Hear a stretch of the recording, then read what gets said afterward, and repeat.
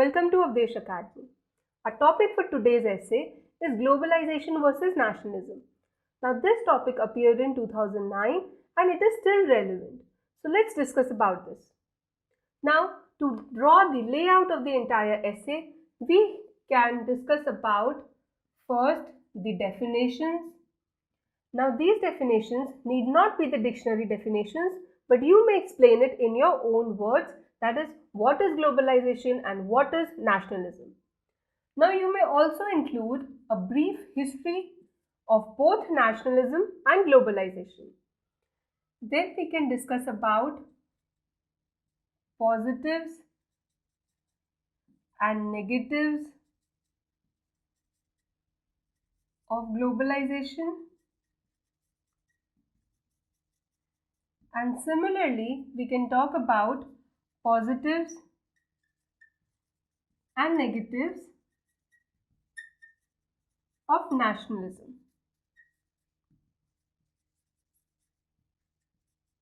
And lastly, we will have a conclusion wherein we will give the solutions for the negatives of both the problem of globalization and nationalism. Now let's start. Let's start with the definitions first. So, what is globalization? It is basically movement, then interaction, interchange of goods, services, people, ideas, etc. So basically, globalization is the movement of goods, services, people, ideas, etc. through interchange and interaction between two or more countries. So this is globalization. Now let's talk about nationalism. Now nationalism is basically an emotional feeling, an emotional attachment towards your country and its interests. Now, you may have your own definition, you may have your own ideology and your own way of expressing your nationalism. Like if you talk about our great leaders, then you may find that there were several ideologies like Gandhiji, Raja Ram Mohan Roy. All these people stood for social changes as their way of expressing their nationalism. While on the other hand, Mangal Pandey, Bhagat Singh, Jhansi Ki Rani, all these people were more about making some noise, using violence to prove their point and to get noticed. On the other hand, Rabindranath Tagore, Aurobindo Ghosh, all these people stood up with their literary and art works to express their nationalism. While there were Satyendranath Bose, C.V. Raman, who took care of the Science and Technology department for their nationalism.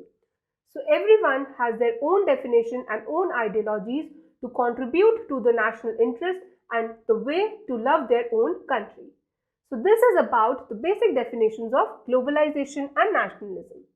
Now after the basic definitions, now let's talk about history.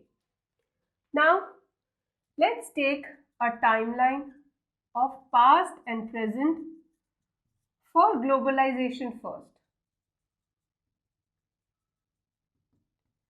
Now, earlier, globalization was basically traveling. When there used to be great travelers like Vasco da Gama, Columbus, they discovered new countries, they discovered sea routes to the new countries, and that's how scientific and religious ideas were circulated during the older times. There were no books and people communicated their ideas through traveling. When some travelers came, suppose in India, they learned something from here and went back to communicate that idea in their own country. So that's how ideas, peoples and good used to travel, used to move around different parts of the world through the sea routes. And later we had trade routes. Now in the present context, With the improvements in science, technology, communication and transportation systems, we have internet now, the mobile rates, the data charges are all very less now. We can travel to any part of the world, we can communicate to any part of the world with this technology. Now, the world politics now revolves around its economy. We have oil, nuclear deals, medicines, then education, work, all these are governed by globalization. People move to different places to work, people move to different places to seek education and to study. All these things are the factors which govern the globalized world today. Now moving on, let's talk about the positives of globalization. Now with globalization, we are importing a lot of goods which we earlier had no access of. Like now about 47% of our power consumption is imported. Now we are making important imports in the context of oil, then medical instruments, then military, defense. These are our major imports. Plus, we have had FDIs and MNCs are coming in the market and they are giving rise to new employment opportunities in the youth. Now also, another important aspect of globalization is there are multiple players in the market now. And when there are multiple players, there is competition. And competition gives rise to innovation. So we have different and people, the companies innovate to produce new products so as to appease their consumers. Now since there is competition among the companies, they are also keeping the prices lower than expected because now nobody has a monopoly and consumers will go towards them who has the lower price. So consumers are the most benefited people in the entire scenario of globalization. Now they have multiple options, now they have lower prices. Like if you talk about mobile, incoming, outgoing rates, then you have data charges, all these have gone down with time because there are multiple players now and the technology has evolved over the time. Also, we have learned through a lot of our imports. Like we have had metros, which earlier we had imported the technology from Japan when we started making metros in Delhi and even in Kolkata. But now since we have imported the technology and we have learned it, now we make our own indigenous metro rails and even we export it to other countries. Like in 2016, we imported a large batch of metros to Australia. So this is one important advantage of globalization. That is, if you don't know something, you seek others' help, you pay them for first instance, and then once you have learned the technology, you can ideate it, you can make your own indigenous products and even export it. Now you can also talk about how globalization helps to diversify your culture. As you may have noticed that how yoga has gained popularity in the foreign countries and how we are having salsa and zumba classes in our own country. Major cities of the world bank on the migrants and immigrants coming from different parts of the world and they add up their own something to the culture of that city and that country and hence help in diversifying the nation. Now when you are talking about exports, you cannot miss out the service sector of India. Service sector of India has evolved recently in the past 2 to 3 decades enormously and service sector is contributing the most to the GDP growth of our nation. And in the service sector, an important part is the IT sector. Now, if you look back in 1970s, We were the ones who opposed the rise of computers and the IT industries in the country. And now we are a major exporter of IT solutions and softwares across the world. If you recall, ISRO in 2016 launched 104 satellites, and out of those 104, 101 were foreign satellites, including that of Google. This was a significant milestone in the history of ISRO and also for India. Now, whenever you are talking about something related to economy like globalization, it's better to use some facts. So now let's discuss about few of them. Before 1991, which was a landmark step in the history of India, so we can discuss about before and after 1991 to discuss about the positives of globalization. So before 1991 till the 80s, we had a stagnated growth rate of about 3.5%, which was also called the Hindu growth rate. Now we are growing at approximately 7%, and we are estimated to grow at about 7.8% in the coming fiscal year. So this is remarkable. Also, China, which was the most growing nation in the world among the major economy, we have outpaced them in 2015, and now we are the most growing nation in the world. So that is a significant achievement. Also, if you look at our foreign reserves, before 1991, they stand about 5.8 to 6 billion, and now we have reached to about 270 billion. So that is a huge jump. Plus our GDP has become 4 times now. Our exports have gone up from about 18 billion to 180 billion. So that's how remarkable and that's how huge the 1991 reforms were for India. Now let's discuss about the negatives of globalization.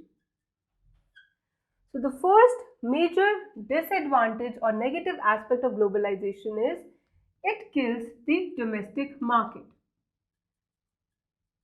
Particularly the small and medium industries which suffer due to the presence of major foreign investors and foreign players in the market. Also, the small retailers are suffering due to the invasion of the market by the foreign major players, particularly in the digital media. Now, next we can talk about brain drain.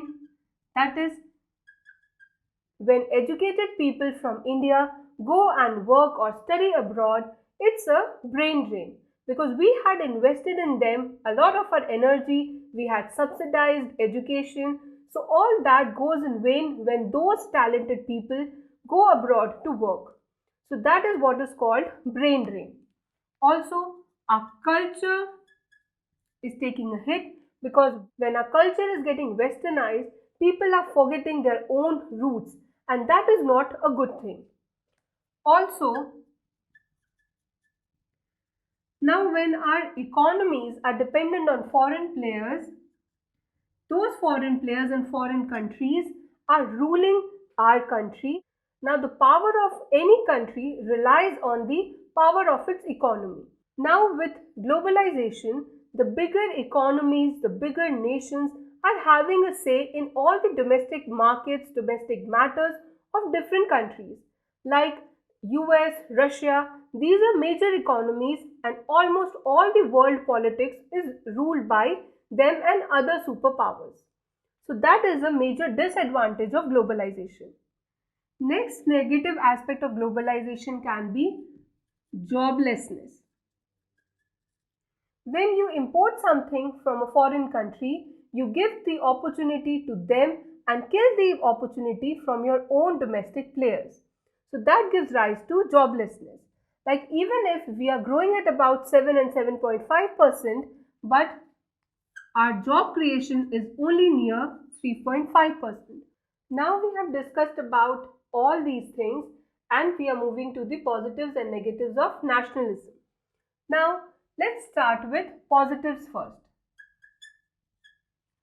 Particularly in the economic aspect, nationalism leads to inclusiveness, social welfare, and ensuring equality. You may have reservations, you may have subsidies.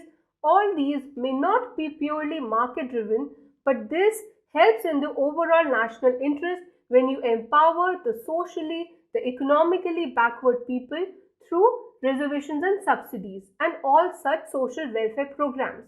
Nationalism basically means nation first.